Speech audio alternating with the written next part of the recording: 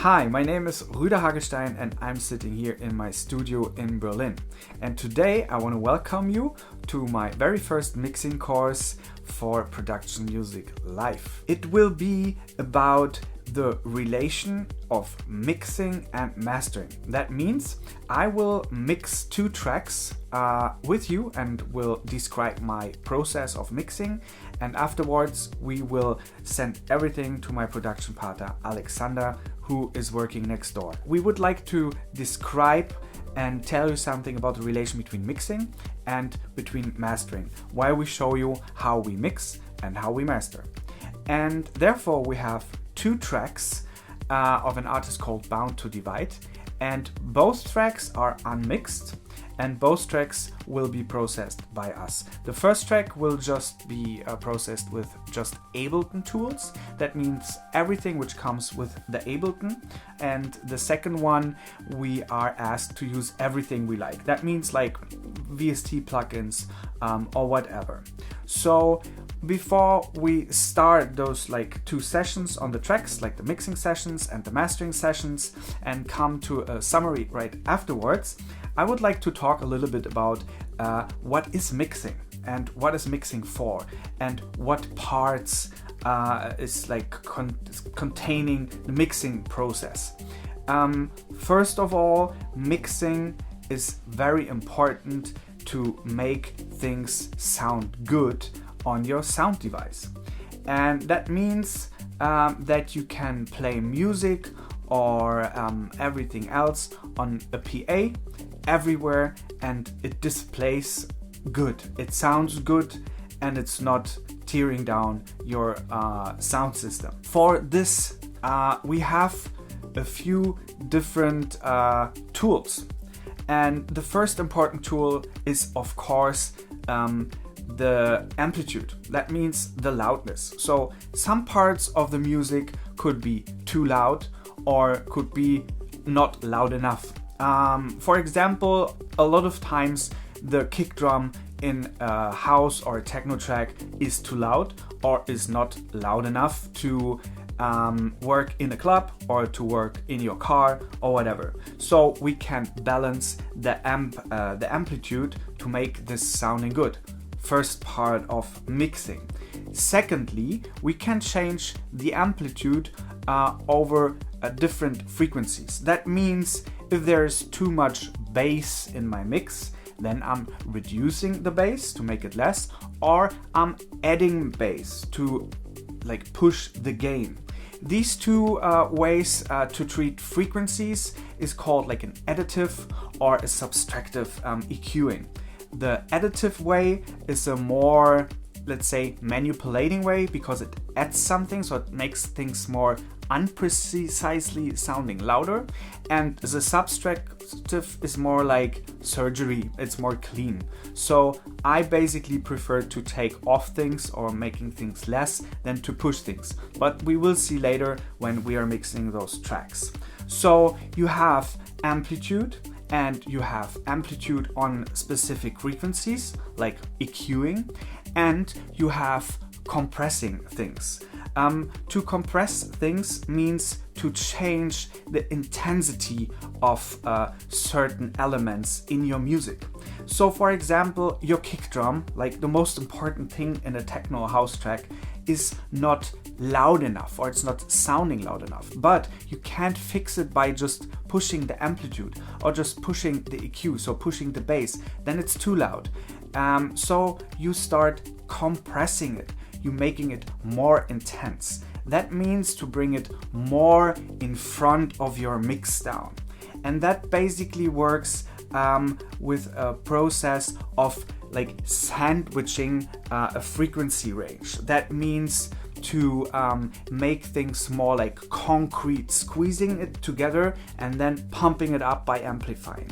So the compressor is not just like leveling something up, it is squeezing something and then again amplifying it. So a compressor is based on a compression and an amplifying part, and that can make things sounding louder. This comes from the phenomenon that everything which sounds loud to us comes from the amount of acoustic signals within a period of time. That means the more things happening, the louder it feels. So if I'm squeezing stuff together, you can fit more elements and more pieces within a certain space. It's a bit the same when you have like two people talking and some like loudness level to each other in one room, sounding different to like 1,000 people in a room. So if you have 1,000 people in a room, they talking on the same level, it sounds louder because there are more sound informations. So somehow this could describe a more compressed feeling on something to make things like thicker. That's compressing. And compressing is a very important part of mixing, like to make things standing out of a mix. This could be a kick drum, this could be a snare drum, this could be a singer. I mean, people used to compress kind of everything. We have another little thing which is called like side chaining, which is not just for compressing, but basically it's working for compression. That means that it can control the compressor by a signal, like a kick drum. That means I have a compressor and the compressor got like feeded by the kick drum. So the compressor is just working, like compressing the dynamics with the signal of the kick drum. So all the time the kick drum comes in, the sound is ducking a little bit, so you get this like pumping effect on your mix. This is used a lot in electronic music, and we will have a more close look on this later on when we are mixing. Another important thing when it comes to mixing is the factor of time.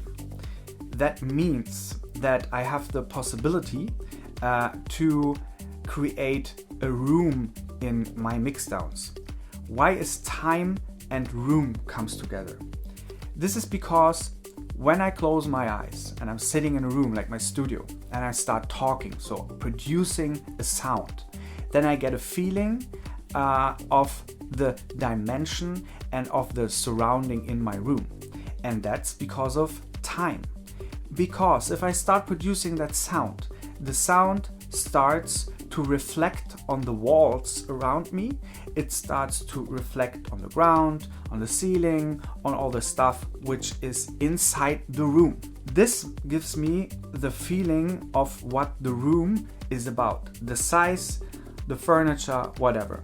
This is because my ear is receiving those signals and my brain is calculating by the factor of time. So the time when the sound comes back from the wall, the sound comes back from the ground, calculating dimension of the room surrounding me.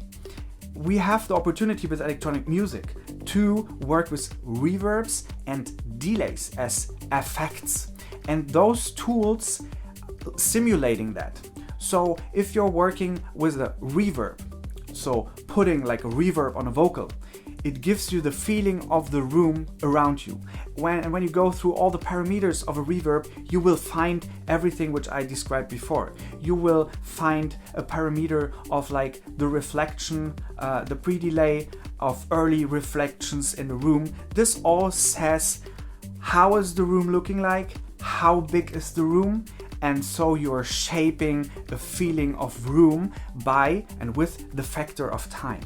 Same with the delay, like a simple delay, like you're just delaying a signal. So I say something, 1, and I put a delay on 1 second, so it's 1, 1, 1, and then you can like put an amplitude, like an amplitude which goes down, and it's like 1, 1, 1, and then it's a factor of time. And the delay is the same, but the delay is more specific, and it has like a more detailed measurement when it comes to delaying. So when I have a mix down, I have again the possibility to change balance by amplitudes. I have possibilities to change the amplitudes on certain frequencies. I have the possibility to make things sounding more intense by compressing them, to bring it up front in my mix to here close to your nose.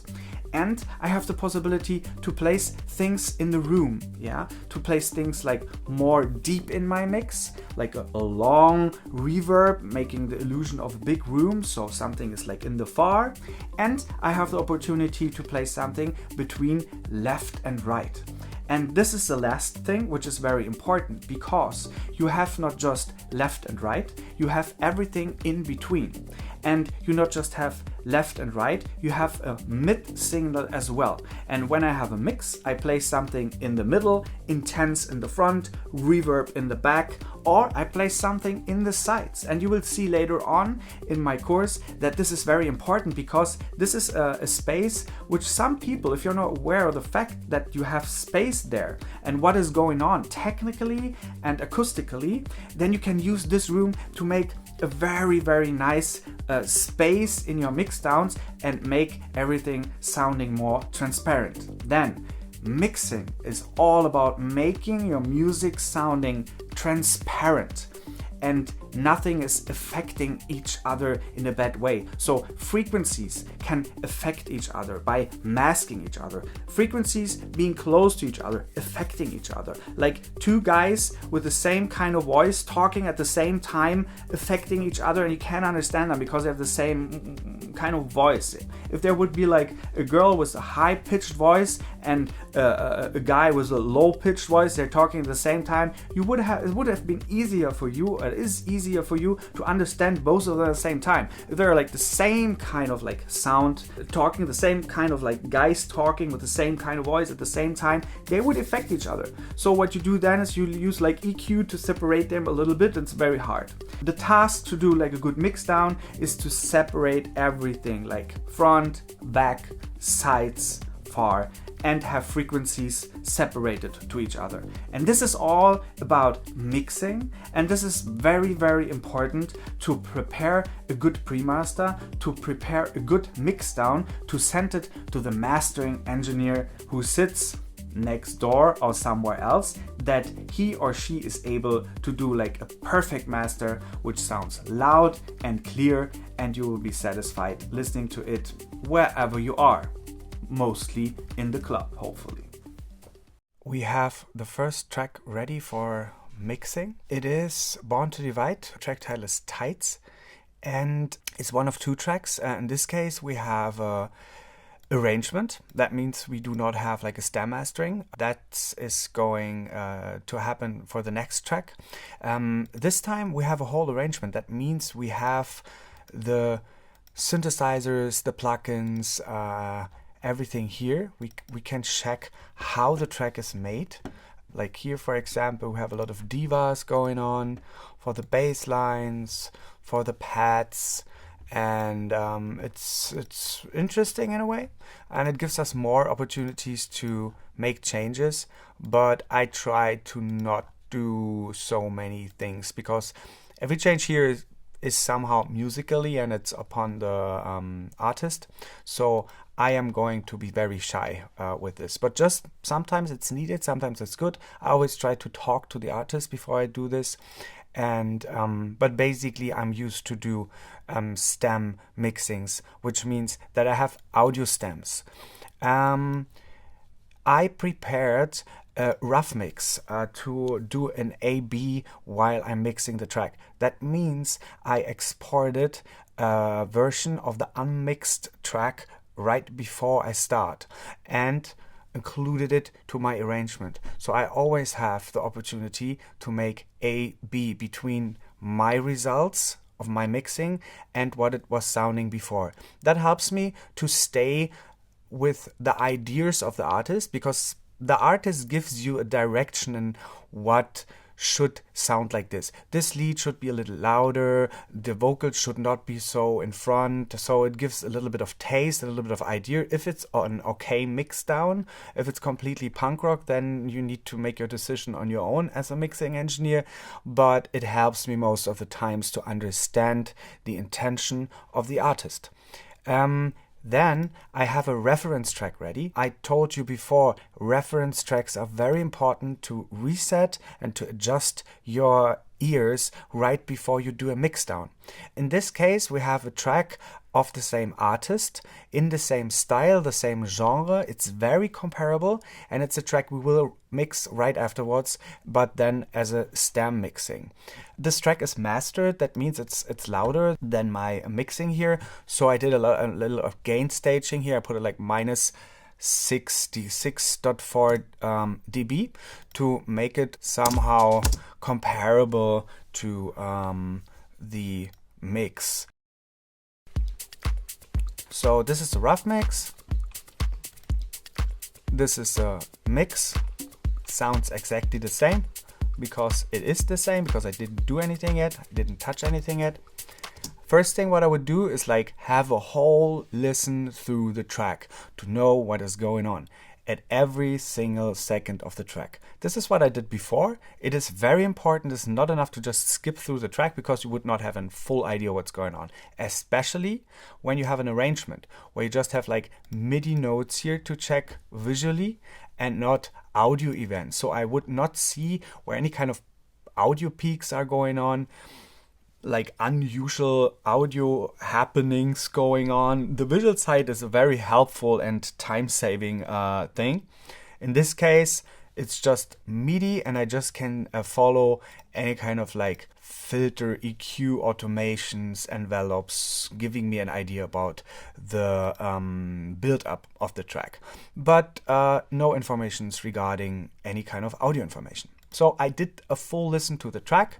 I would play it for you right now a little bit, so you will have like an idea of what is going on.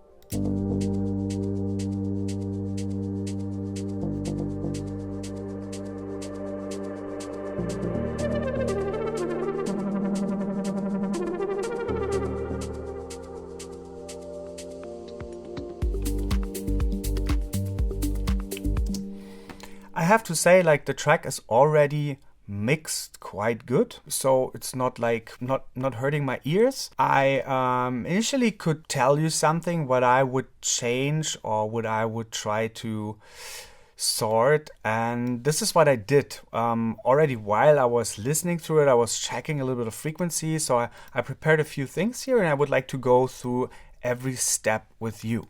So first of all, I checked the bass.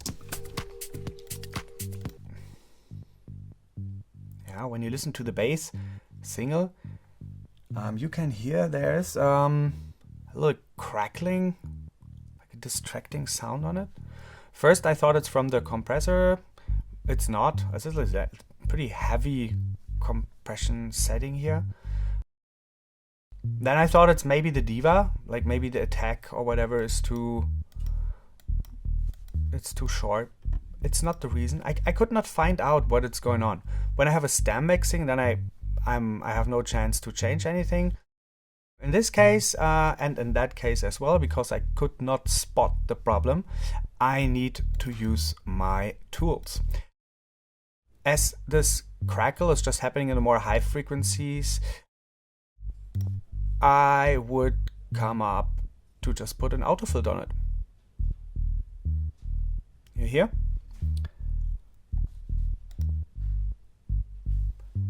I think this is the best what I can do. I think the crackles are now better. I still hear some in the mids, but I think they will disappear in the mix. Easy to be done. I went further on. There's another like bass which is on top of it.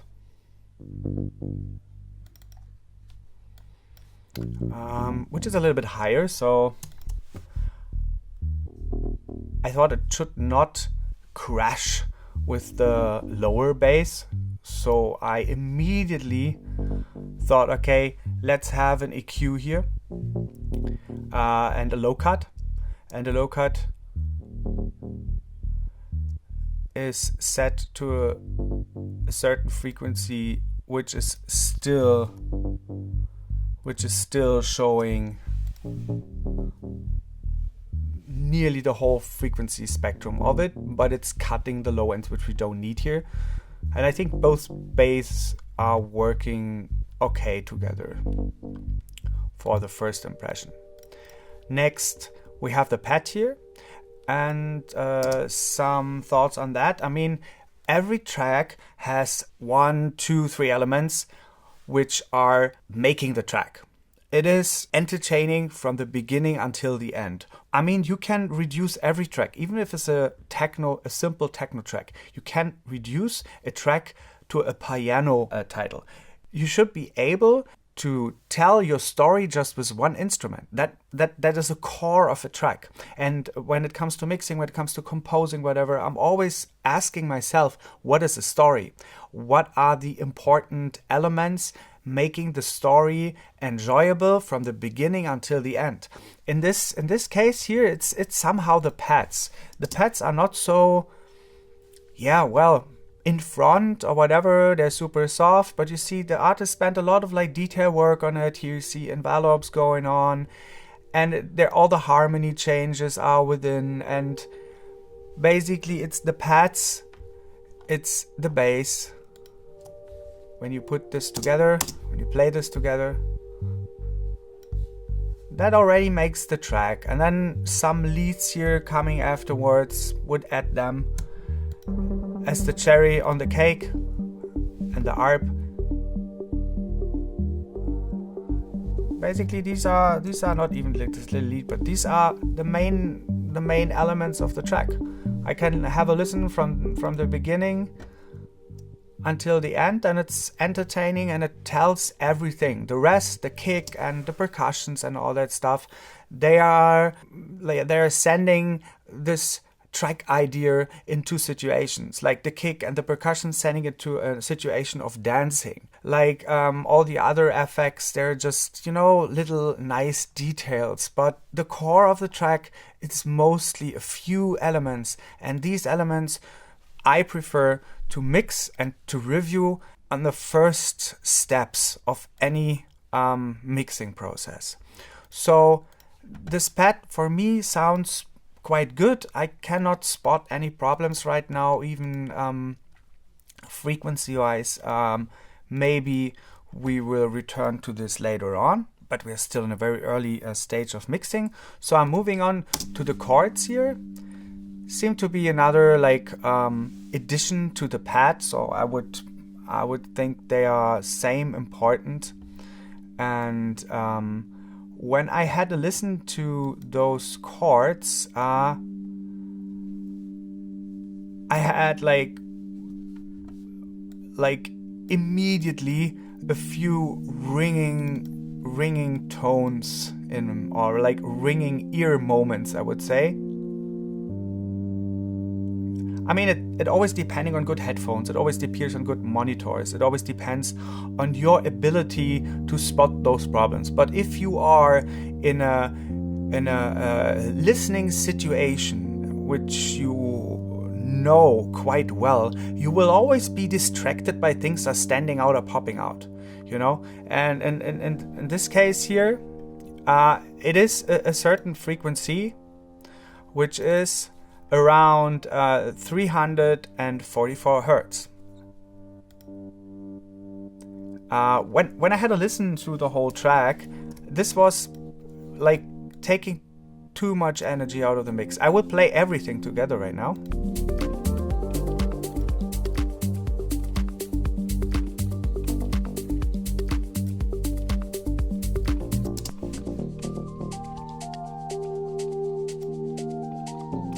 Here you can hear the big difference.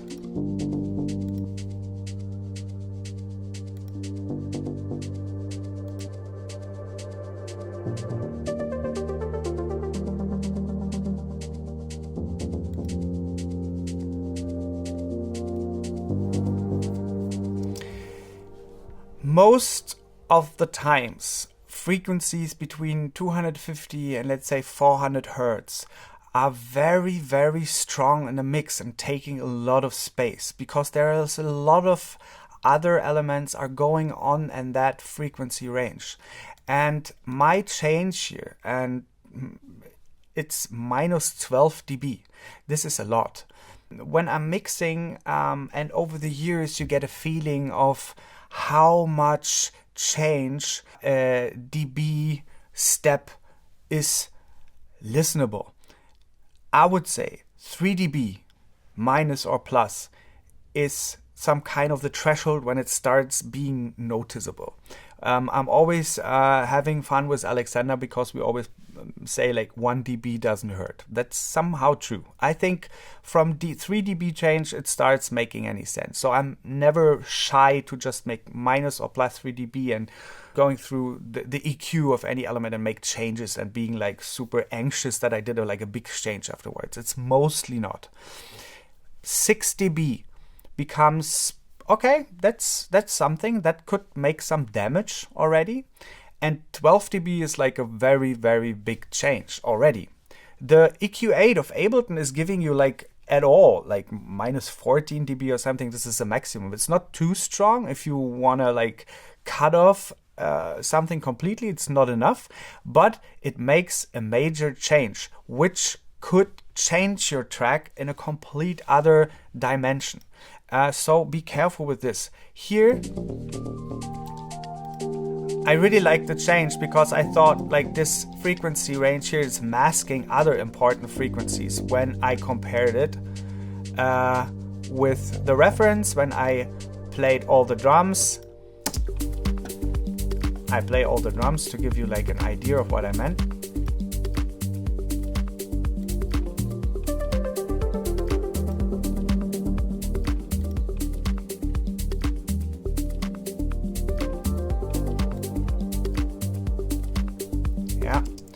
It is when everything plays is not too big, but there was some energy which was kind of like masking other things. And the thing is, even if I took off so much, I still can hear everything. I can follow the idea of the chords. There is not a chord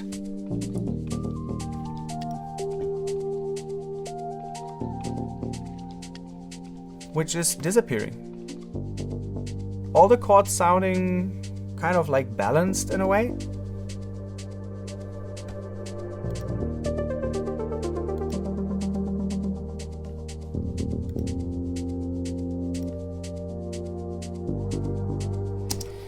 We will need this energy in that range to present a very tight beat, and because a lot of like percussion elements are going to happen at that frequency range. If I would have no percussions, if I would have less instruments, I would have left it maybe -6 or maybe -3 or whatever, but I have more things to have going on in the mix, so I need to make space. And maybe I will change it afterwards. Maybe I will change it later on because I think, yeah, there might be some more space because we're in a very early stage. This would have been my very first idea of it, and so I keep it for now. Focusing on the next elements, we have another pad here going on.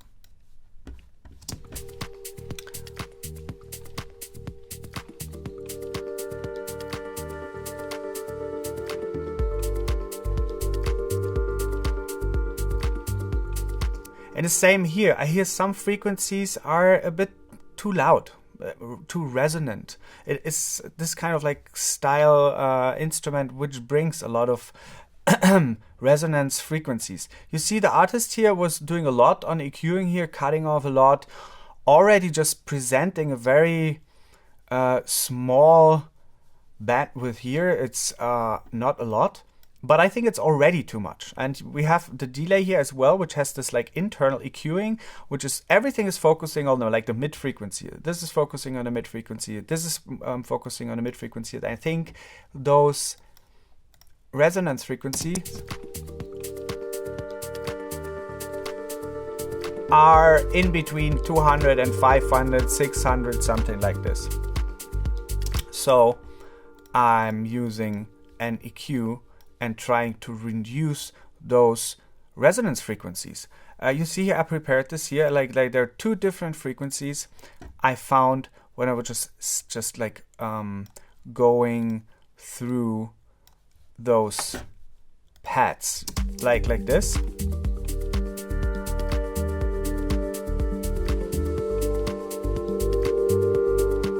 See here, you can find those frequencies when filtering through it. You can as well doing like this visual opportunity to make changes. That helps especially when you do not have time. Back in the days, like the engineers were using like an external EQ, and then they went through every frequency to find out which frequencies are standing out or starting to resonate. That's what I did here, and I mixed it a little bit with the first impression of what I can see, and I just that this is my reaction. So I would always use my ears and my eyes, take the opportunity, and it's fine. And you know, we never have time, so we have to hurry up with everything, especially when we do a tutorial, not making it too long and complex. That's why I prepared it here for you as well. But you see here all this like resonance frequencies, they help you to find the right spots already. We do like an A-B.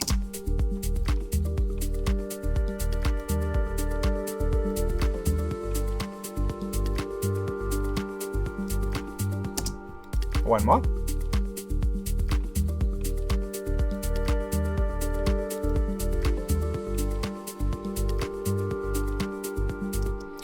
It sounds overall a bit lower in level, but what I did, I was just more like reducing the outstanding frequencies here. Mostly around 464 Hertz, and then a few here. And it's a 6 to 7 dB change here, and it's a more-ish like 3 dB change here. So it's not that much, but it makes it sounding more pleasing to my ears. And now we have next the blip sound. What I did here was like just basic, easy low cut, because a lot of elements coming, and this is easy to spot here visually, coming with too much low end, like unusual, not useful low end.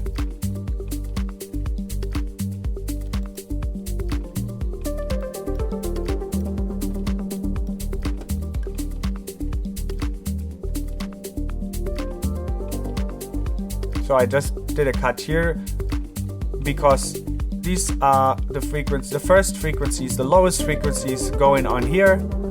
Everything is there, but nothing else is going to happen. It's just cleaning it. I did this because there is like some kind of like reverb on it as well. And if you send too much low frequency informations into a reverb, it's just creating energy, like dark energy in the lows, which is not helpful to have like a transparent and nice mixing. It is recommended to cut off any kind of low frequencies you don't need. Some engineers, they do it like default on every channel. They do it default on any stem. I don't do this because, you know, not every single instrument or element has some low frequencies being important. And once again, I have the possibility to spot it with my eyes, what is going on. Back in the days, I can understand it to do low cut on every channel to make sure there's no not needed and distracting low end comes into my mix down, because low end sometimes you don't hear it. It's just summing and mixing up with other sounds, and then it's just there and creating something. Be straight and be sharp and kill a lot of low end which is not used for your track. The low end should come with your bass, somewhere with your kick drum, and with all other elements supporting a nice low end and being listenable and spottable and useful. Everything else should be not there. So I did this here, and I will do it a lot more when we are mixing the percussions later on. Now we have another very important element for the track. It's the ARP. And I think what I did here was the major change, the most obvious change. It is that I found the harp from the beginning when I was listening to the track. I will play the rough mix here.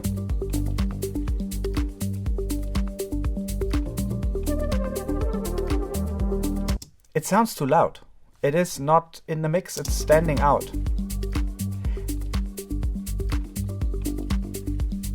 It is important, but it's a bit like attention seeking here. That's what was my very first feeling. So I started to check why is that. Basically there's a glue compression on it. We will talk about compression later on. Glue compression already working here a little bit, not too much. I will show you later because I give you an alternative to that glue compression. But the first step while I was listening and part of the cleaning process already is to just put like an EQ on it. And actually not a big change, even it was a big change to the whole sound of the track, the aesthetic. It was again like this frequency between like 200 and 400 hertz. And I took this dip here. I found it like this, you know, I was like going through it and I was like, what is good? And I'm going, sometimes I'm just going extreme to see what is going on. And then I'm always listening, is everything, all the information still there when I'm cutting off a lot? What is needed to display everything what is important about the instrument? And so I'm never shy to cut off frequencies when everything, all the information is still there, you know. And this is what I did here. Found it like this, and I found it best is here. I will go back a little bit that we can hear it, listen to it better. I'm just following here the envelope here. Here it's the loudest part.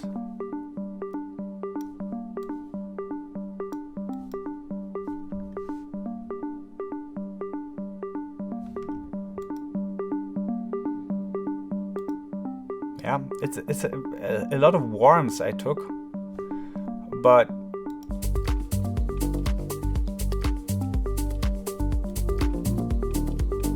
now it's not touching and not masking the bass.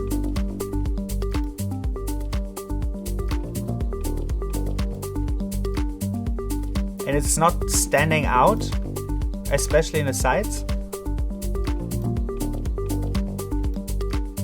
But the melody is still there, everything is there. It's like I understand what the instrument is telling me.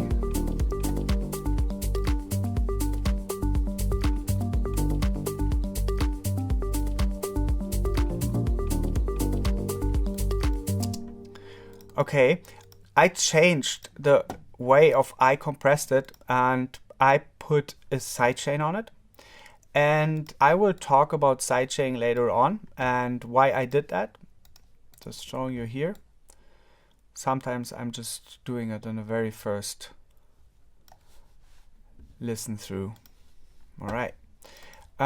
Next we have the lead going on. Same here. I went through, I found a very little resonance frequency here. There it was. There's the tone, which was standing out.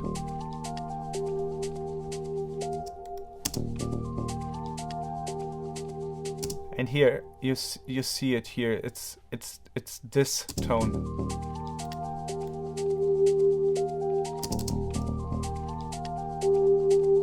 Yeah, I pushed it now, and like minus 6 dB, nice, fixed, done. Now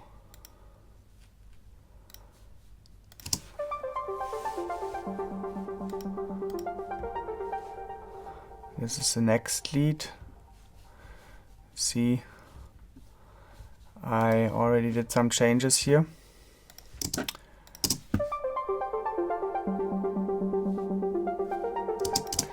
I took a lot of low end here as well. Again, these 300 hertz frequencies, reduced them.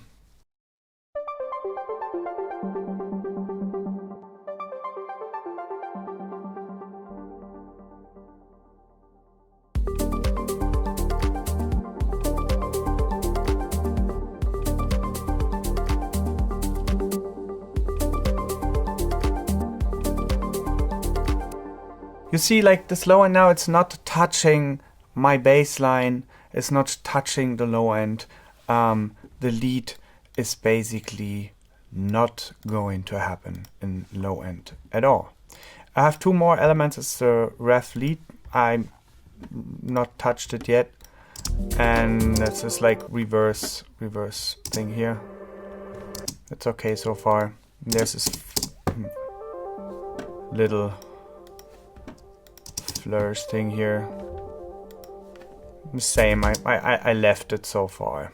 There's already a lot of like EQing from the side of the artist.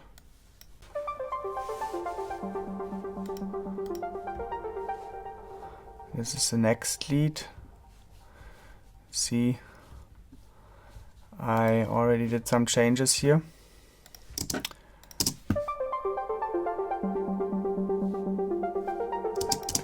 I took a lot of low end here as well. Again, these 300 hertz-ish frequencies, reduced them.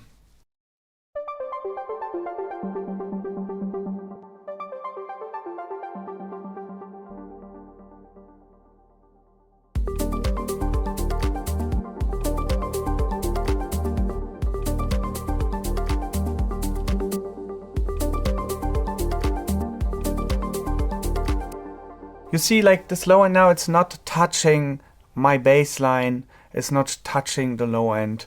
The lead is basically not going to happen in low end at all. I have two more elements. It's the ref lead. I'm not touched it yet. And that's just like reverse thing here. It's okay so far. There's this little flourish thing here. Same, I left it so far. There's already a lot of like EQing from the side of the artist. So, most important, of course, in dance music is the kick drum and the bass line.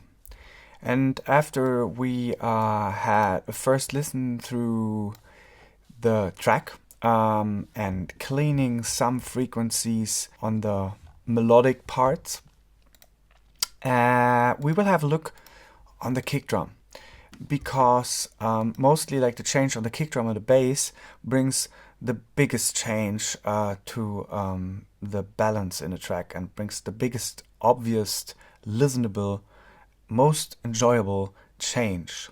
So let's have a listen to the rough mix. Of course, still sounds exactly the same. Let's have a listen to the reference track. Maybe some where the kick drum plays.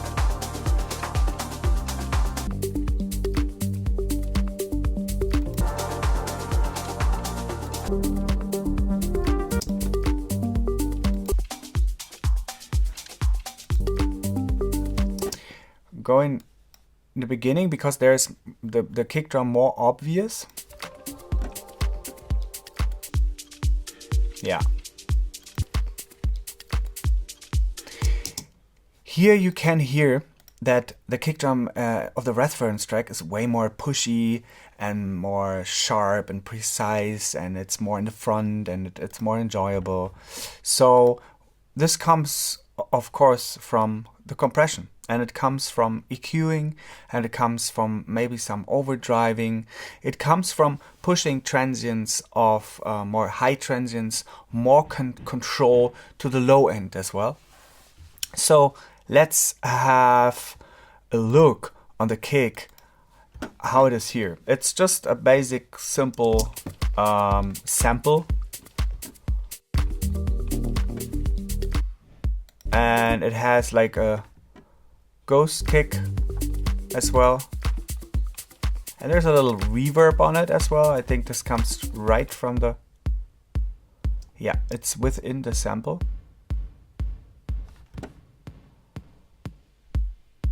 No, it's not. I think it's an FX. It's a nice little FX to have a little bit of reverb on it. Actually, I think the reverb is in the whole group, so it's having those reverb opening on the whole group as part of the artistic idea of the artist. So I would not touch it, keeping that like this. The kick drum now could get some compression, just basic compression, not a big deal. See here, attack time like to 1 o'clock, release time 1 o'clock. It's always around that.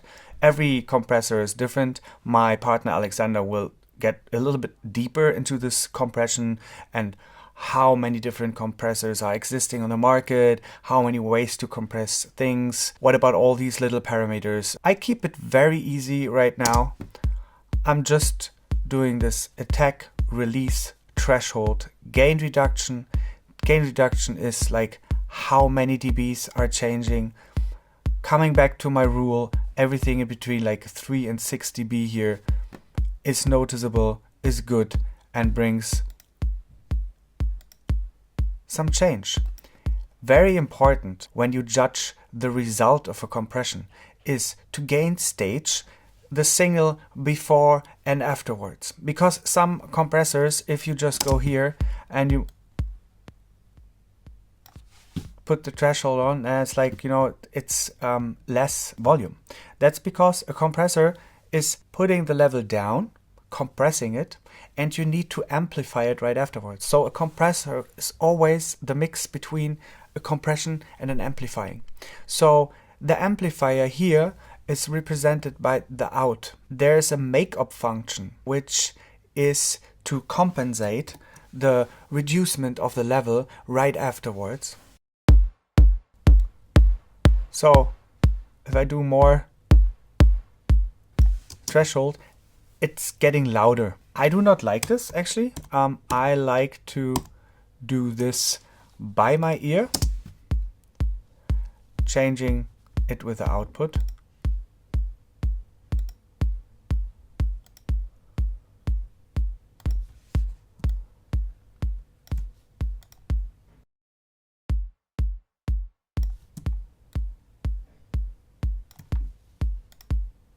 I already did that before. You know, you can adjust it and make an A/B, and when you think it's the same volume, if you feel it's the same volume, then it's right, and then it's the right moment to compare it. You know, if it's like this, you know, and that happens if you have your makeup switched on, sometimes it's just getting louder and you feel like, wow, it's better, but it's not better, it's just louder. It's not showing you the precise result of the compression. That's why I am adjusting it here a little bit.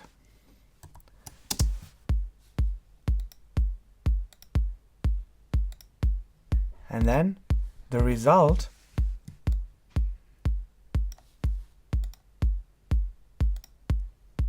is just a little bit.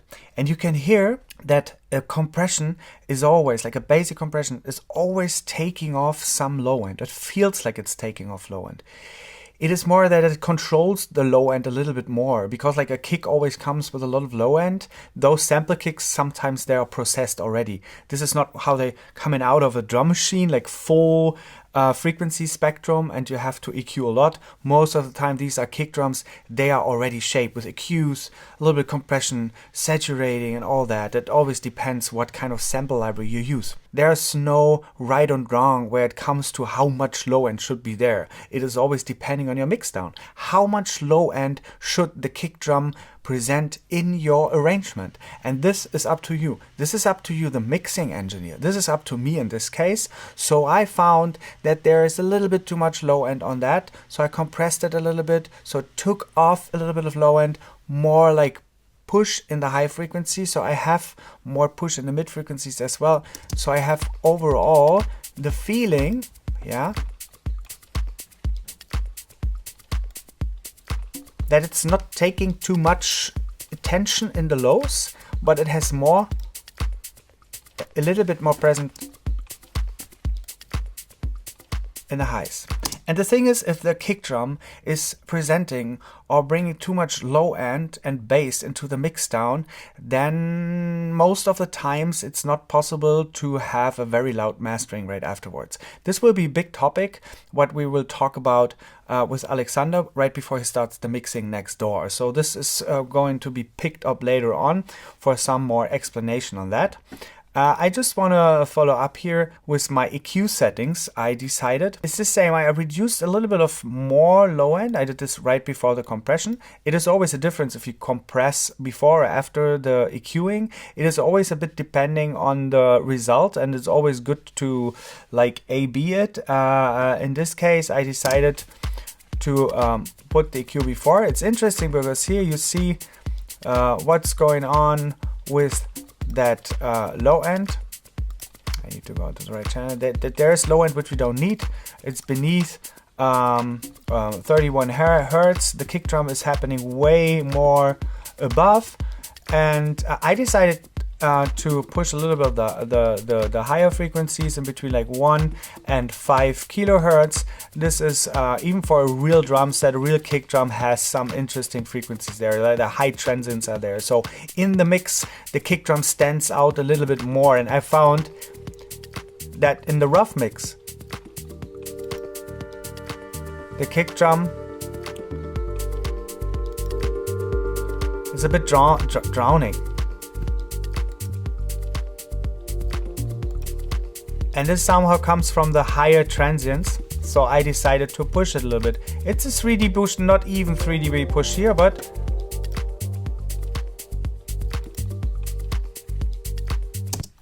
it stands out. It's a nice change. What else can be done? In this case, the kick drum is picked well. It's fitting. You know, it's like sometimes if you have the wrong kick drum for your track, then you can't do anything about it.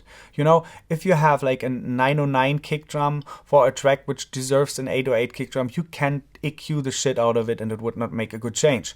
In this case, the artist picked a kick drum which already works for his music, perfect. And I just like, you know, I do little dips and I do little like improvements, or I try to, you know, make it a little bit better. You know, don't do too much on it if it sounds already quite good. It's up on me right now to have a little bit more transparency within the whole mix and a little bit more control low end. So prepare it for the mastering to get the best result out of it. You know, it's just a portion. It's like 5 to 10%. If you have a well-mixed track and you do a mixing, sometimes it's a bit like, okay, yeah, the difference is not that big.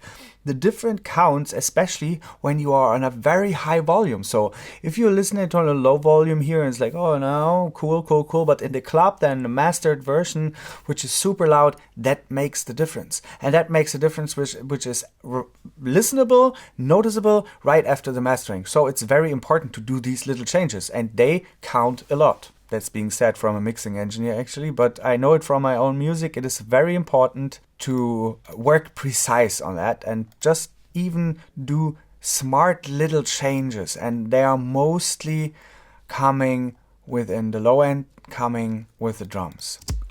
Yeah. You see more control. Rough mix. The kick drum now is the same intensity, but less bumping in the low end, making trouble. There's something else when we talked about compression. There are a lot of sidechain compressing here in this arrangement. I prefer to synchronize my sidechain, not just even to the sidechain signal, which comes here from the kick drum. That means when the kick drum comes in, the bass is ducking. This is the principle of sidechaining as I described in the intro. Then I try to set the release to a tempo which fits to the tempo of the track. Therefore, using a web page where you can calculate time and tones. Every tone is related to a certain time. Every frequency is a time. It's a time, a period of time.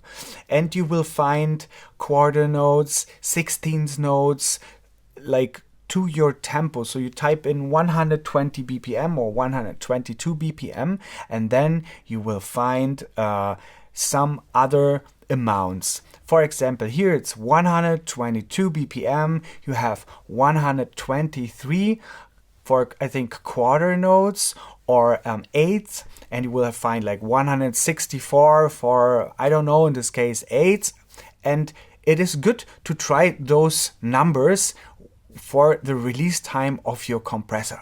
And I here decided to do the 123, which I found, which I calculated, and I like it way more than the preset 40, I think it was 49 in this case. I would like to show you the difference, but I will do it later when we work more on the leads. But you see here that the sidechain compressor on the bass is working on that tempo, being triggered by the kick drum.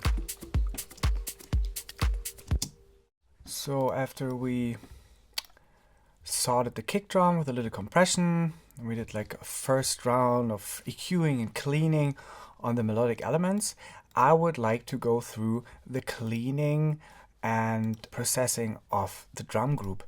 All drums are here represented within a group, and I will keep it like this because there is a reverb going on, there's already a glue compression going on, there are some like auto filter curves are going on, up filtering, down filtering, high cut, low cut.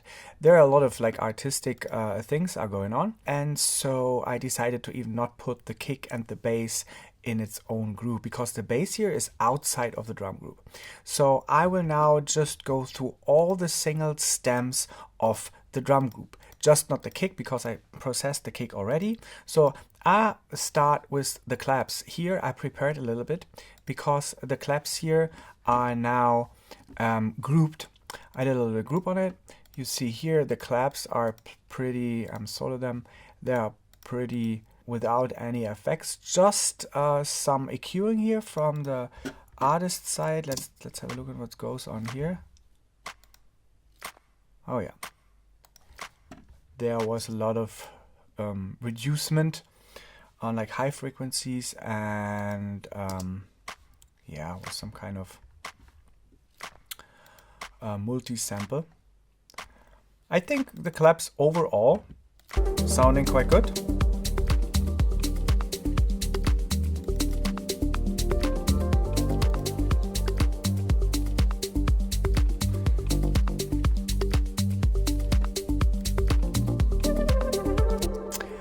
I found them a little bit too loud, like around at 1 kilohertz here, and I used a very strong low cut from, you know, let's see, 432 hertz upwards, because basically claps are not doing interesting stuff in the low end, not for this kind of music, and so I put this strong cut on the group. Nothing else. Left it like this, nothing to clean out here. Another stem which is called Foley loop. This Foley loop is somehow like supporting the claps.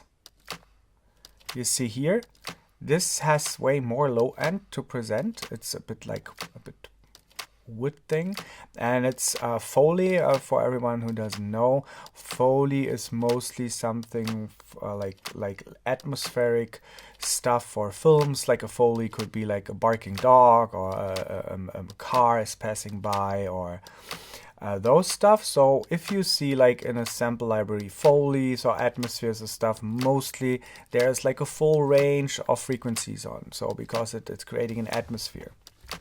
That was my expectation on that as well. So I put an EQ on, and here I compare it. You know, every second hit, it has a lot of low end. I don't want that, not in this track, because we have more important stuff going on in that frequency range. And the clap supportive frequencies are still within. Hear that?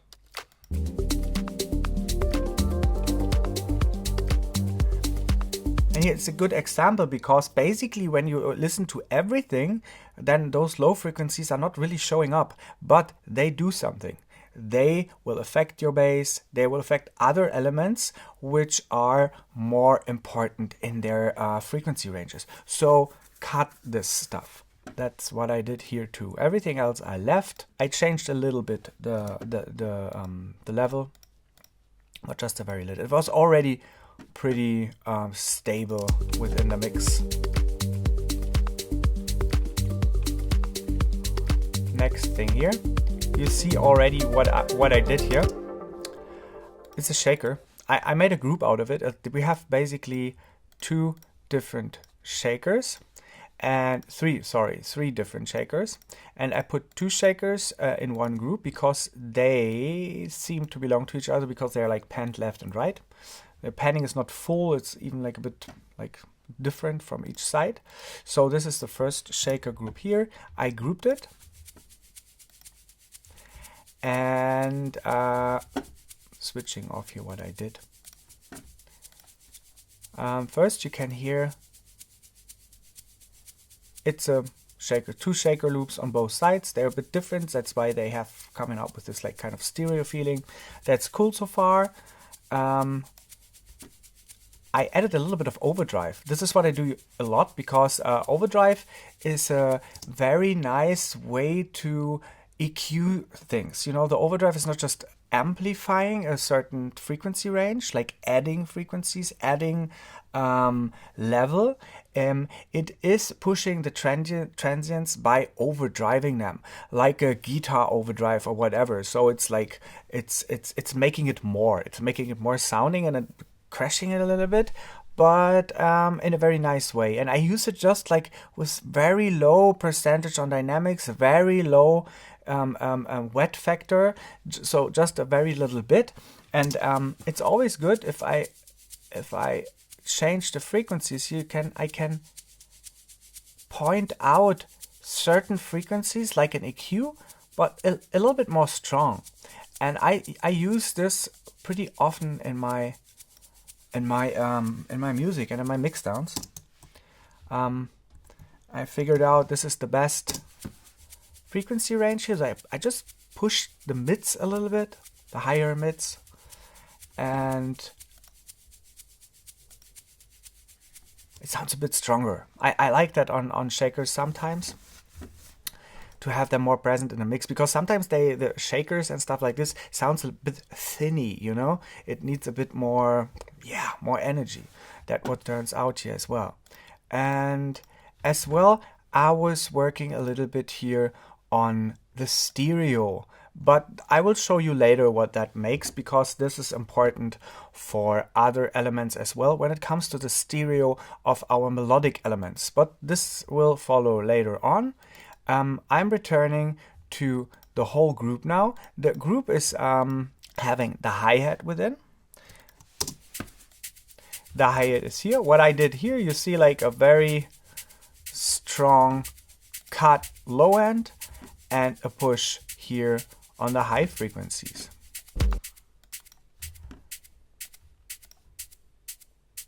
The same here, the overdrive.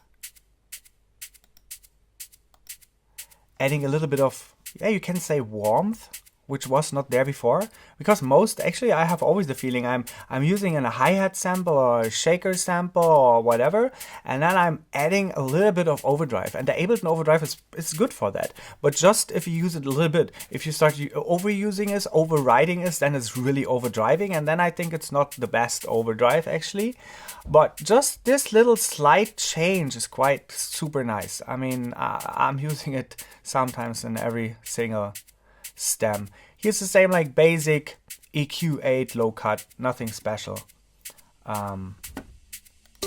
for that. Then we have one more shaker going on here. There's just a little bit change here in the stereo. I will switch this off and explain it later to you. So what else? We have here a top loop. It's called top loop. There are like two different loops. including some kind of hi-hat, including some kind of woody sound. I found when I heard it the first time, I found this clicky wood sound within a bit distracting. So I put, this was the wrong one, sorry. I put some EQ, like very strong, minus 12 dB, to reduce this clicky sound a little bit. This EQ here was by the artist, wasn't by me. Same procedure on that other top loop. Reduce the low end here. You see this frequency around, like I say, 500-600. There's a lot of like low stuff going on. It's the same as I told you.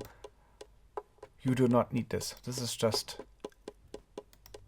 in this case, when you have other elements, when you have a bass you want to present, when you have a kick you want to present, when you have some pads having lows, higher, mid, and super low lows, kill everything else to make space. And anyway, you would not really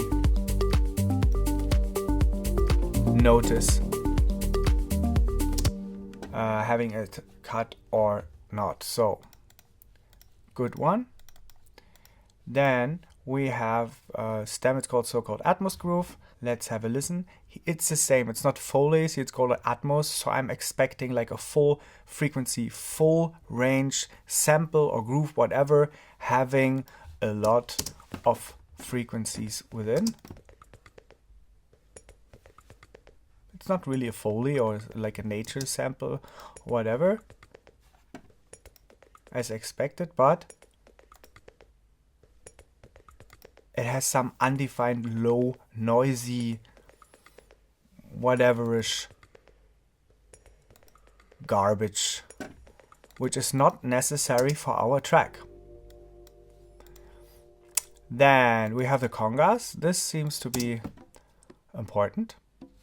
Congas sometimes come with a lot of low end, a lot of mids need to be reduced.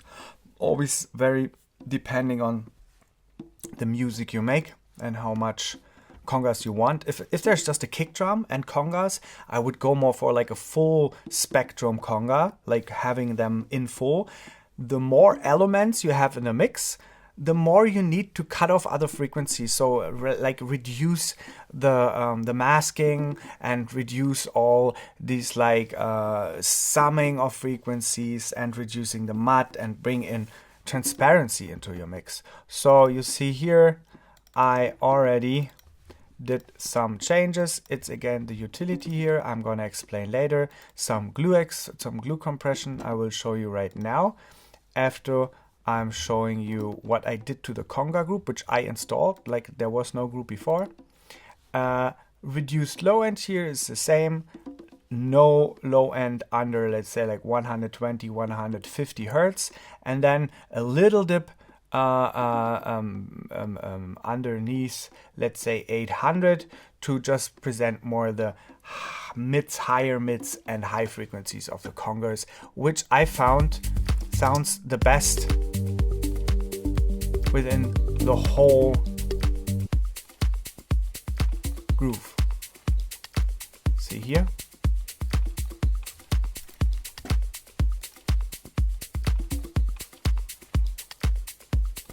I see it, like just with the loop, the congas low frequency sounding good, but I found when everything is switched on,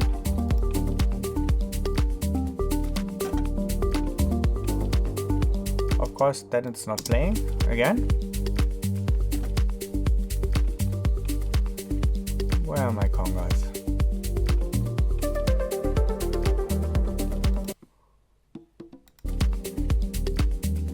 You know, there is no space for low frequencies of the congas. There is just a little bit of the high end mids needed to support the groove, so we do not need the low end.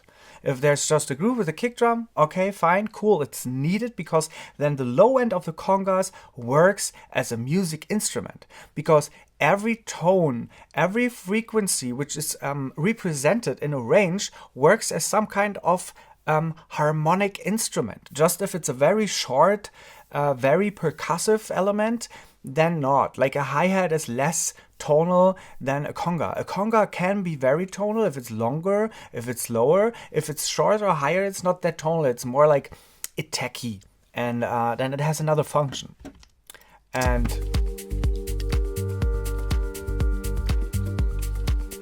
I just want a very little bit. You know, you can't spot the difference.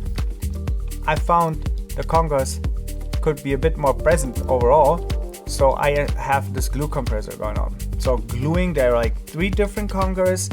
The glue compressor, and Alexander will explain this later at the mastering course, the glue compressor glues everything a bit more together, and I can push everything, and then I have it more present. Because before,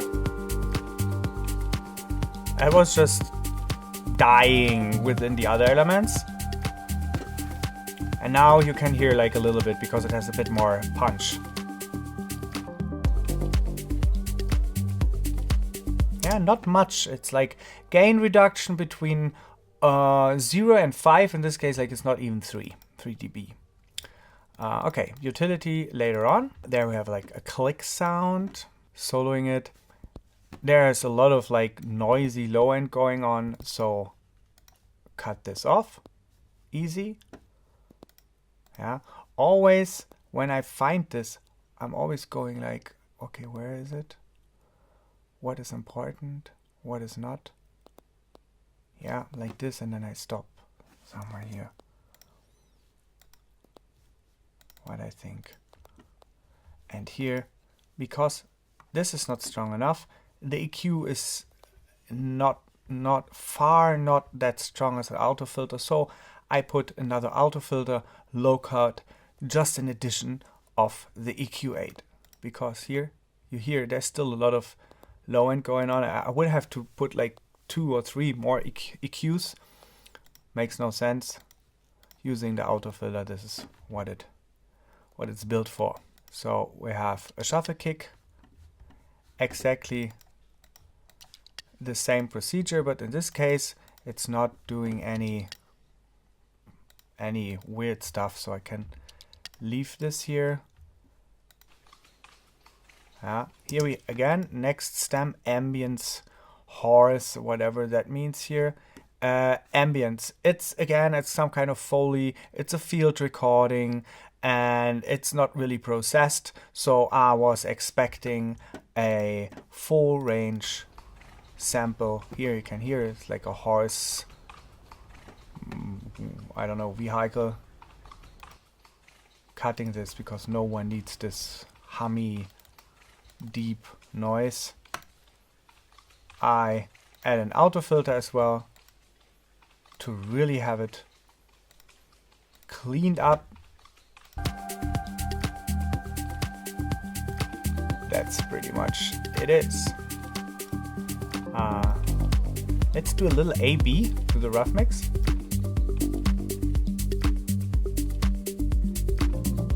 Okay, my mix down. Do you hear how much more transparent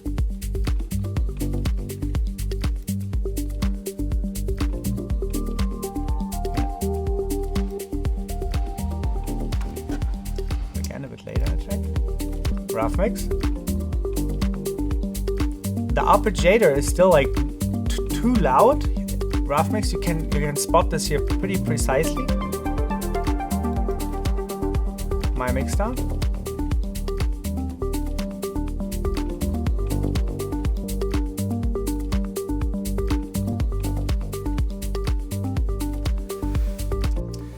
This is like, even if you can't spot the difference when you change one little thing, and it was like, okay, there's low end, I don't need this low end, and you cut this off and then you compare and nothing happens. But if you do this like 3, 4, 5, 6 times, then it's adding more and more transparency to your mix. And then at some point you compare it A/B, and then it's like, wow, okay, that's something. So it's absolutely needed to do these routines to every single stem. Go through all of them. It's a little bit of work. I got this now, and I'm ready for the next step. We have the kick drum. We did the first EQ cleaning on the melodic elements. We went through all the drums and we cleaned them. And this made everything more transparent in a way that we were using mostly compressing to bring things in the front. And we were putting a good EQ separation, so we put everything in its place when it comes to the full frequency spectrum. But now we have this room between those two monitors, between those two ears we have, and now we can put things left and right, as I described in the beginning. So we go through all the melodic elements and see where they are in the mix and try to separate them between left and right. So then we start to do the stereo thing on the melodic elements.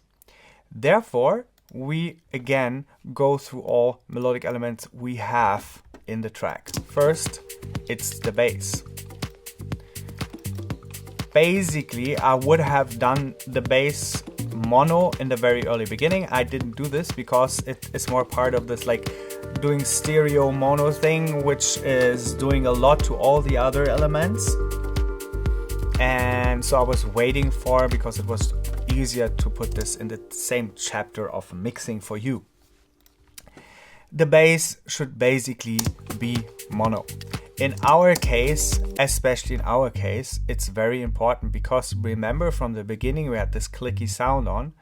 The clicky sound, as you can hear still in the mid, the left mids, is mostly represented in the stereo. So a mono is doing a lot, and the main bass is in the middle. It's represented in same portions to the size. It sounds everywhere where you are in the room. For example, you are in a club, you stand left or right or whatever, the bass is in the center and it's not more at one side, so it's there everywhere. That's why the mono should be like in the middle. And you know, this is kind of normal. It's like because there's a lot of energy, and you don't want to have like a lot of energy on the left side, on the right side. This would, if we would stand more like left or right in the club, it would be super annoying if one side is bassy and the other one not. And you know, those reasons are good arguments to put the bass to mono. In our case, it was good as well that it was reducing the clicky sound, which was like in between left and right, being a bit annoying. As well, I reduced the bass a little bit when I was listening to my monitors without my headphones in between, a little bit more of the low end of the normal bass. That is sometimes hard to spot on headphones. I would always recommend to listen to music over two monitors in a room. You know, two monitors, you know, in a room, you know, on a position, a sweet spot, you are used to listen to music. So, bass, mono, done. Next, the top one bass. I do not need any changes right now. It's a bit stereo. I like it because it's kind of like satelliting around my lower bass, and I cut the bass off anyway, so it's not like important for the main bass groove. I leave it like this. So I have the pad here. And I found that the pad, it's the main pad. I talked about it. The pad is over the whole time. It's entertaining you from the beginning until the end of the track. So it is absolutely worth to give it a nice stereo placement. The stereo placement is perfectly made with the utility of Ableton Live. You can just use the width knob to push it to 400 or reduce it on -400. A push over 400 means that you have a lot in the sides, and it already, you can hear the difference. it is changing the intensity a lot, because you have the feeling now it's kind of everywhere and it's a lot, so and it needs a little bit of treatment when you would like to place it everywhere as pleasing it as an important part of the track. You would need to reduce the loudness in the end a little bit. I did this here in a frequency range of like 400 to, I don't know, let's check. Oh no, 200 to 1 kilohertz, a dip of -6, so a remarkable change. Most of the time I'm reducing a little bit of gain as well. I didn't do here yet because I found it has a nice position and a nice loudness over the whole track. I do the compare, I just switching off the utility with the width effect. Maybe I should pick a part where it's more obvious.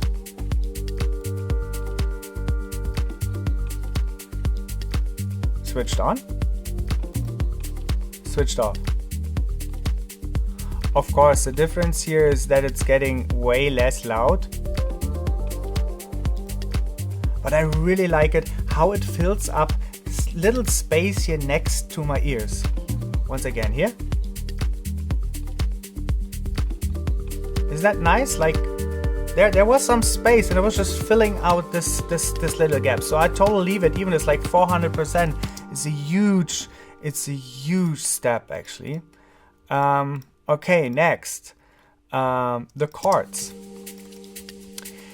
You know, not everyone can stand and hang out in the same position of the mix. You need to make sure that everything now has its own place. So I would not push another stereo element into 400%, like stretching it to the sides and having it at the same position. It's more like the next time maybe just put it on 100% or -100 to place everything differently, to fill out the whole space. If you have like a huge room, you would not sit your friends all on one position. This is terrible, because when they talk all at the same time, you would not understand the thing. So the chords here, I put therefore to mono. And maybe the artist is hating me for that because he really liked the stereo. I liked it in a mix because now the chords are in the middle. They, you know, they play together with the pads. And they're having their very own little space in the middle of my mix. I put them to their position before. You can even hear the stereo if they play together now with the pads, because the pads are being like, hey, I'm sitting here like on the sides right now, no one else. So, perfect. They're not fighting. See? Okay, we have the ARP as a very important instrument as well. So I will play this same time. And you hear that the ARP is a little bit of panning between left and right, which could be a nice effect. But now it's same, it's distracting a little bit, like the pads are sitting in the sides. I would prefer to have the ARP more in the middle as well, to having it more precise, because I guess there's some drums and other stuff occupying those space left and right as well, and I think it has not an important, it does not play an important role to like be a little bit of panning, whatever. So what I do is I reduce the sides with a utility, monoing it, and now it stays in the middle. As it is compressed a little bit more, or way more than the chords I put in the middle, they are both in the middle, but the arpeggiator is more like in the front and the pads are more in the def. So they are not fighting with each other because they are on the same left and right position, but they're not on the same like front and back. So here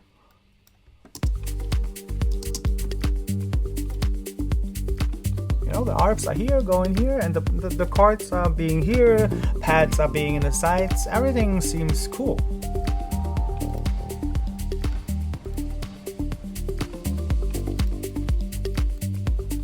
So what else? We have those lead sound. The lead sound here is, as I said, a little bit the cherry on a cake, appearing at some point in the track, especially when it comes to the breakdown, this little build up here. So they want to be heard. When they come in, they need to be there. So potentially these are elements showing up a little bit too loud, actually. Let's have a look where there are placed when it comes to stereo. We have one lead here. I'm taking off what I did here.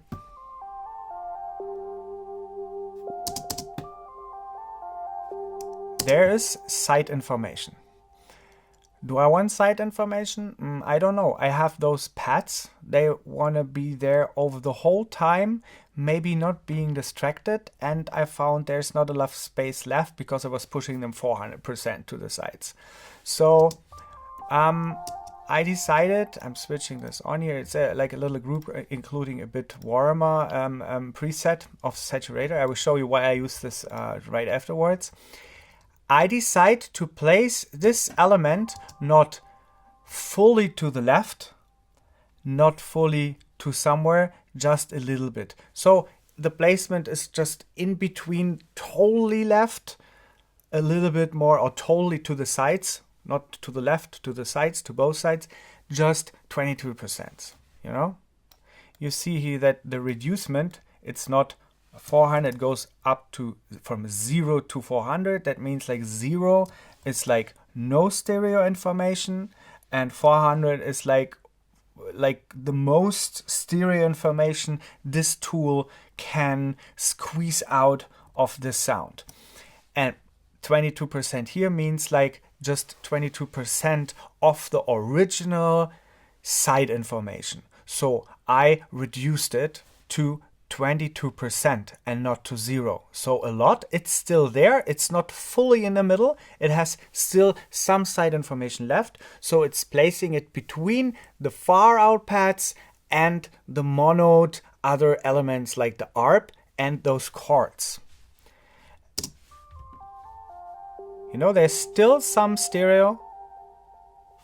Just listen to the leads, the ARP, the pad, the chords, the bass.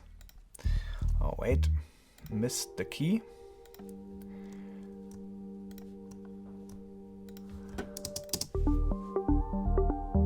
Here are front, chords back, pads far stretched out to the sides, and this little lead comes somewhere in between, found its space.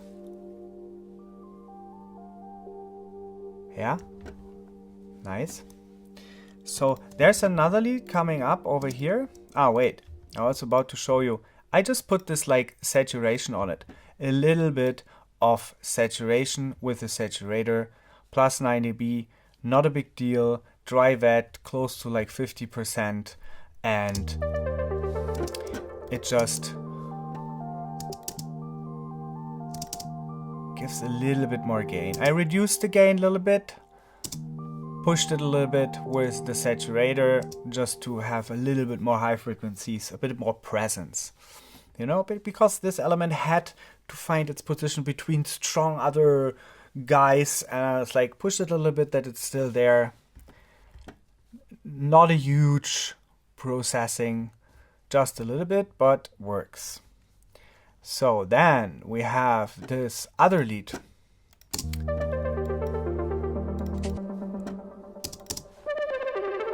This is very loud, and this has a lot of filter and effects action, and I just copied the same a bit warmer saturation effect and the utility within a group, but I changed the width of it. So this lead, which is way stronger now, is going into that more stereo direction. So the original one was like medium here, and now I pushed it to 199%, which is half of 400%. So it finds its place between the 400 super crazy push of the pads and the mid, the basic information, and the small. So you can see here I'm having now 0 stereo information on one element. I have 22% stereo information. I have 200% stereo information, and I have 400%. You can see here this is a separation which even makes sense in this spectrum between mono and super stereo. So this lead here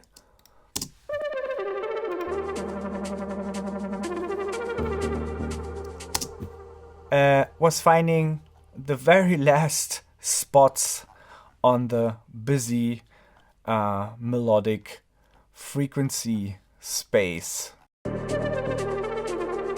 Potentially it's sounding too loud actually, but it needs to be there. And it has this, as I was putting like the stereo effect in the end of this chain, I am pushing all the effects on it. It has like an internal diva, delay pad, whatever. Plate, I mean, not pad. Let's have a look. It sounds like a delay actually. See here, rotary is switched on, not really delay. Wondering where this delay is coming from. Maybe it's an FX channel. No, it's not. It's just this delay. Sounds super stereo in a way. Yeah, it's a ping pong delay. That's the reason. And I have a lot of feedback. And what happens here, if I push the stereo, the sides, of course, the ping pong effect, the left and right, goes up and more intense. See? Back to 199%. You know? So if you want to push a ping pong effect of a delay, or you want to push the stereo of effect of any kind of effect device, you can push this with the utility and space it up. So the ping pongs, they flying away to the sides kind of. And yeah, this is pretty nice if you need one element which is really important and really attention seeking. You can push that over your whole mix and make it fly, but aware of the fact that it might become too loud. But here it's like an impact kind of moment, so it's just a short period of time. If it's not there all the time, it might not fuck up the mix. It just brings a little radical moment to your mix down and makes it maybe interesting, and you know, people will remind it for that moment. I stayed with the reverb lead here, and I did a little bit of change on the flourish. It's not an important element. I did exactly the same. Put it like to 196% of width. Copied the saturation and was using it same as the lead, as I found it was sounding good and working with the whole mix down. So let's compare this all to the original, to the rough mix. Maybe here in the break.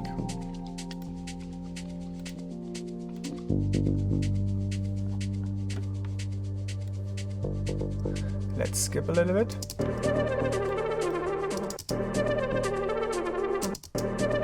Rough mix. And my mix down.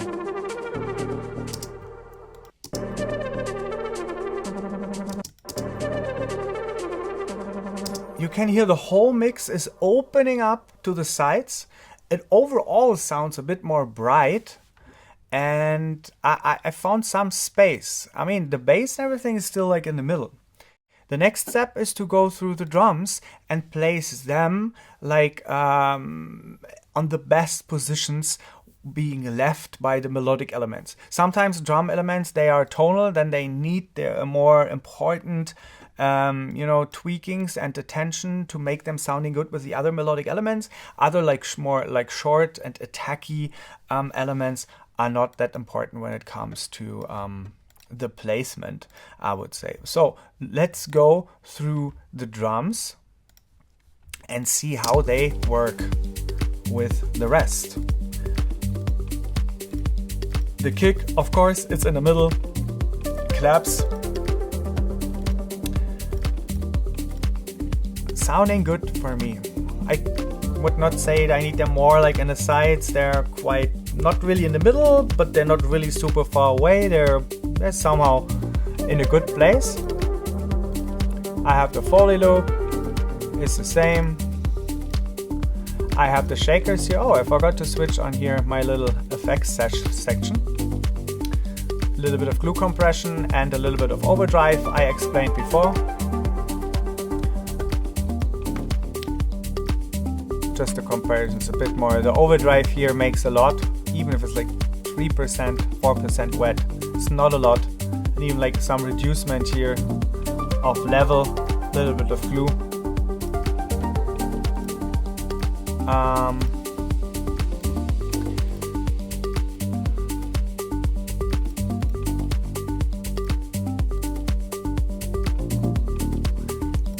They're not really elements being important to be changed when it comes to site information here so far, you know.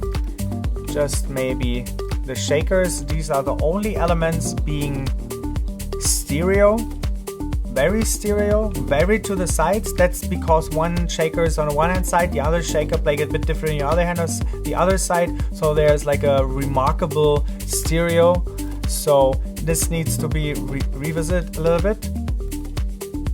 I decided to reduce it a little bit. Alright, you know, this is a difference. It's very slightly.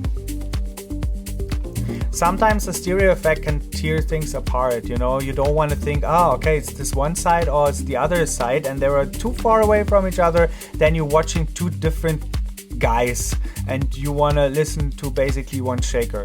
You know, the illusion of having one shaker which is stretched out to both sides is more important than like how far it's on the sides. So sometimes like reducing it is the key.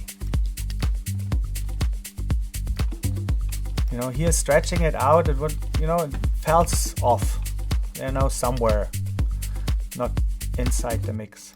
Yeah, we sat on this mix for a pretty long time right now.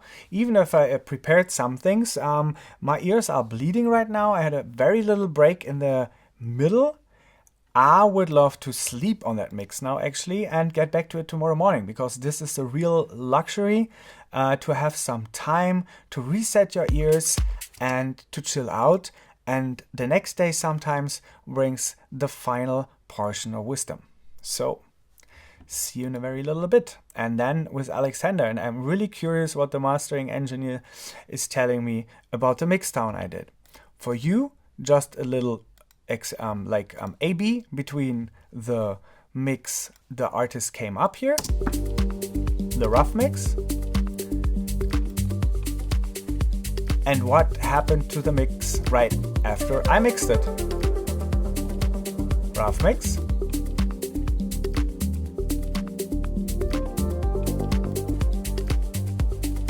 My mix down.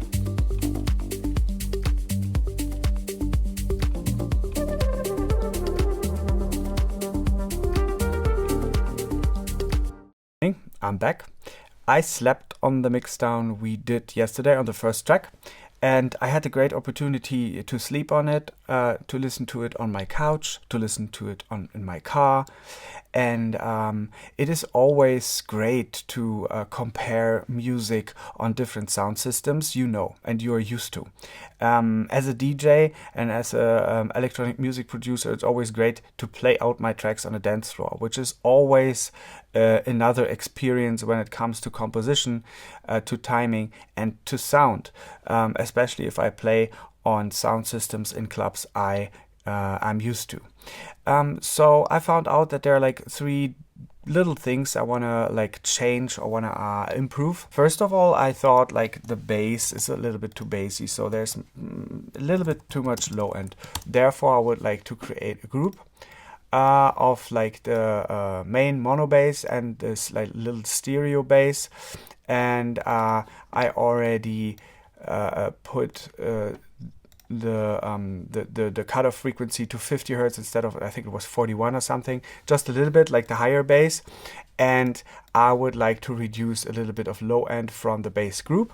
Therefore, I use the multiband dynamics, which is a bit weird because basically it's a compression, it's a multiband compression, but I like the way the EQ works here. So I take the low EQ, I turn it down to -3 dB and put the cutoff frequency here to, let's say, 60, and then have a compare. This is with multiband, and this is without. Could be a little bit more. Okay, there was a low cut on in the beginning. That's a trap. Always make sure that you're in the right position of your track when you do changes. Let's go to here. It's switched on now, and I compare it to switched off.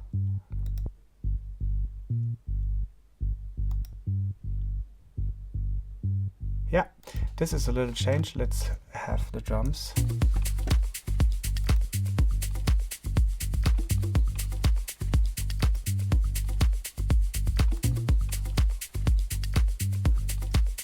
Yeah, this is somehow what I was aiming for. Just a little reducement. Basically, I would create like a kick and bass group and then put on some compression multiband or something like this. But here the artist decided to have like the bass extra and not within the drum group. And I don't want to take out the kick and make it together with the bass group. And I would not like to do like a group out of drums and the bass overall. I keep it like this. I think it's good. It's sounding good. It's satisfying. And if there's something wrong, the mastering engineer hopefully tells me. Thanks God he's next door, and thanks God he's soon taking the file to his studio and tells me what he thinks about. So I would have the opportunity to make some changes as well. So secondly, there I found that the lead sounds could have a little bit more presence in the high, so in the more like brilliance frequency range, which is here represented or pushed with a little bit warmer already. But and on this flourish thing here, this is just this little lead. I would like to have a little bit more high frequency push on the whole group. Therefore, I have the channel EQ here. It was switched off when I left. It was already in there yesterday. And the channel EQ here, I just pushed a little bit of the mid frequencies and like 6 dB on the high frequencies, but I take down like 2 dB overall. So I would have a little bit more high brilliance air around it, making it sounding more open, and at the same time I take the whole level a little bit down.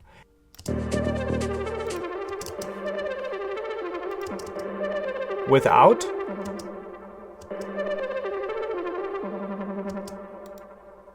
And with EQ. Without. And with. You see, this is adding this very little high frequency, and yeah, it opens up the whole mix just by a little step. I'm happy. This is what I was aiming for. And now I just want to show you a little thing how I compare low end.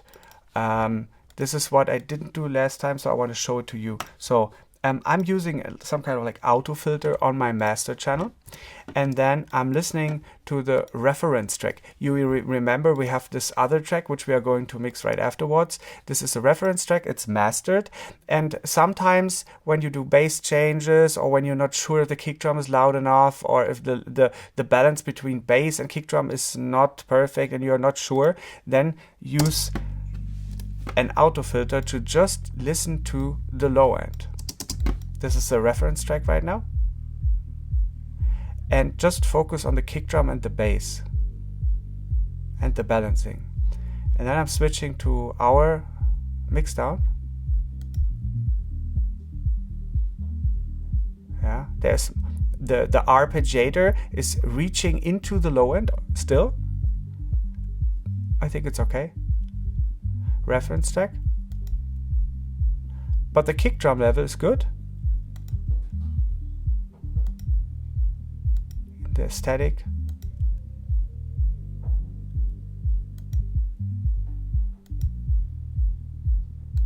And the bass has now somehow the same intensity. It is very, very helpful to isolate frequencies, just to listen to a certain frequency spectrum to compare things, because when everything is on,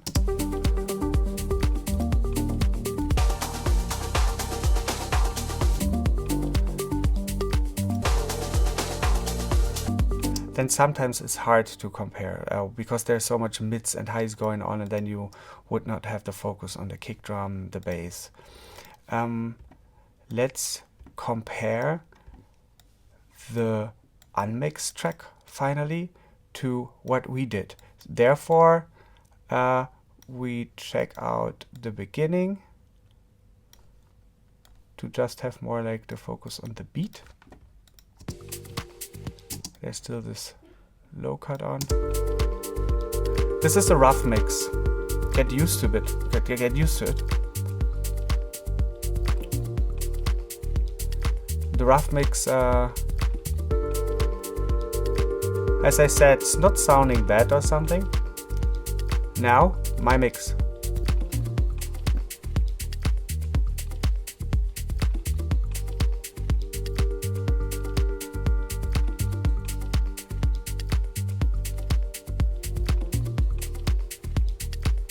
Once again, the rough mix.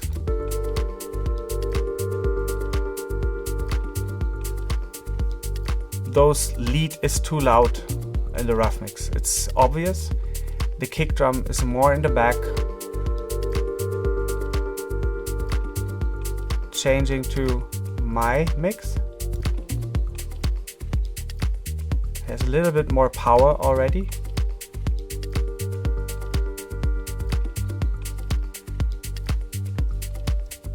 Rough mix.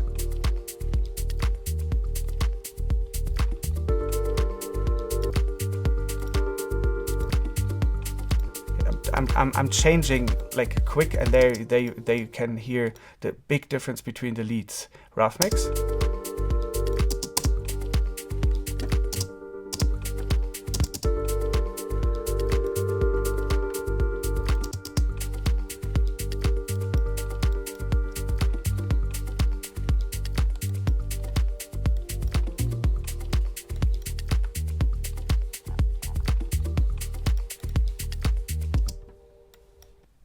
Let's have a little A/B between my mix down and the unmixed track. Therefore, I have a moment in the track where you can hear a little bit of leads.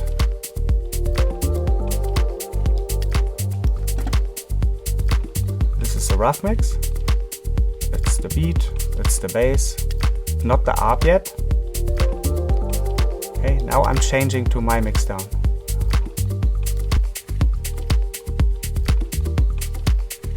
Can hear the kick is more present, shakers are more present, the pads are more spaced. This is a rough mix again. My mix down. More stretched out, more transparency. Once again, rough mix. Yeah.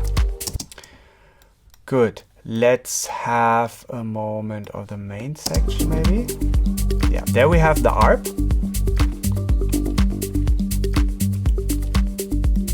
Rough mix. My mix down.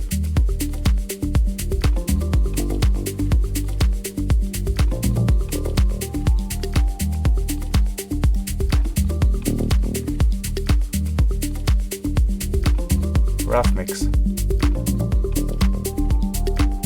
Arp too loud and bass are a little bit wobbly. Same with kick. Okay, my mix down in comparison. Okay, 2, 3. More tight, a little bit more tight.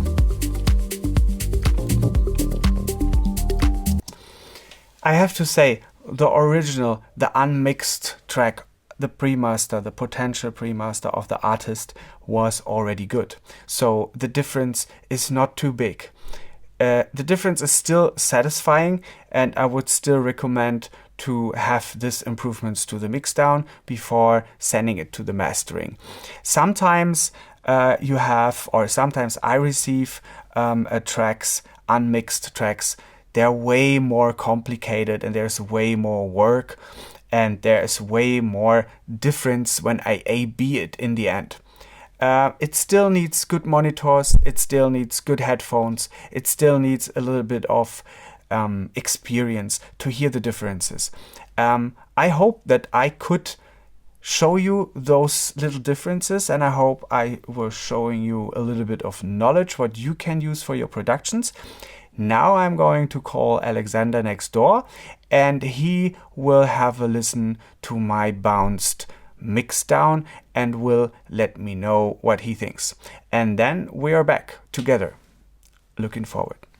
Welcome back to my mixing course for Production Music Live. My name is Rüdiger Hagelstein and this is track 2 of our mixing and mastering episode. The second track we're going to mix is a little bit different because this time I have the opportunity to use all my favorite VST plugins to do the mixdown. You know, remember the first mix we did?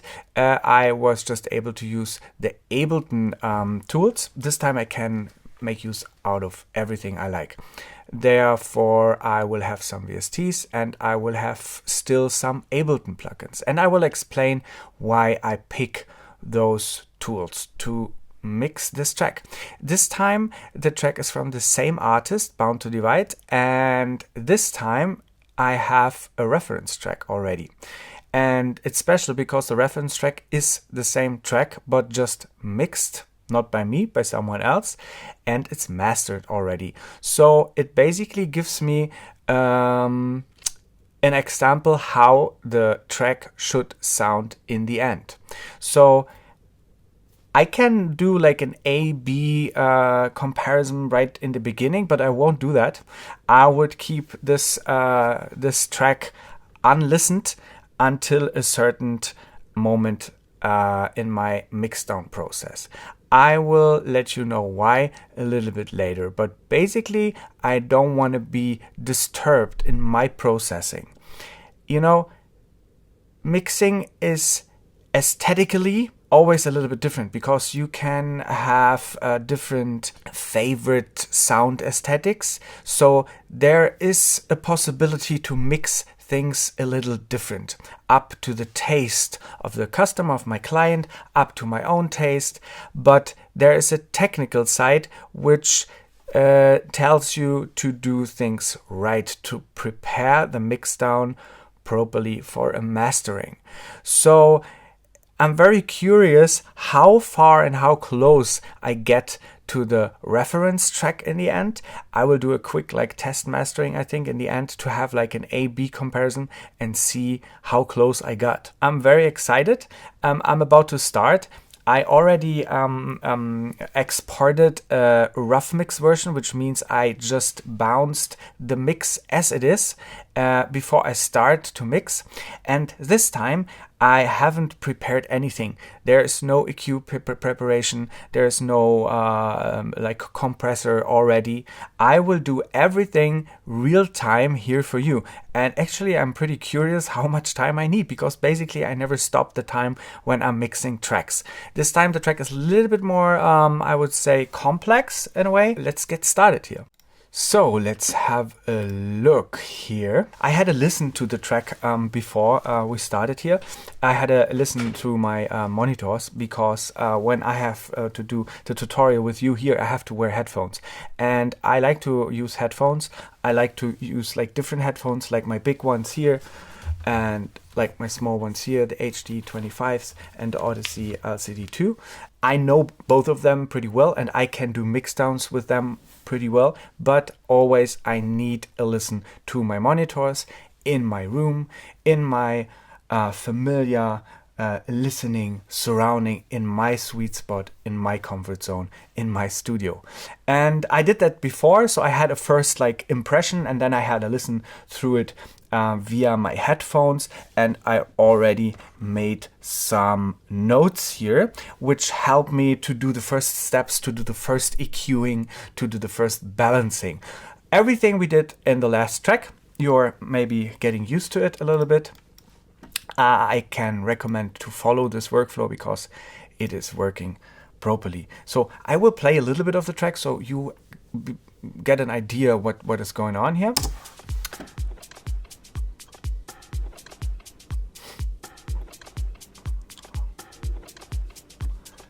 Skipping a little bit. I'm marking a few moments. That helps a little bit here. I mean, visually I can see there's a drop over here. Vocals this time.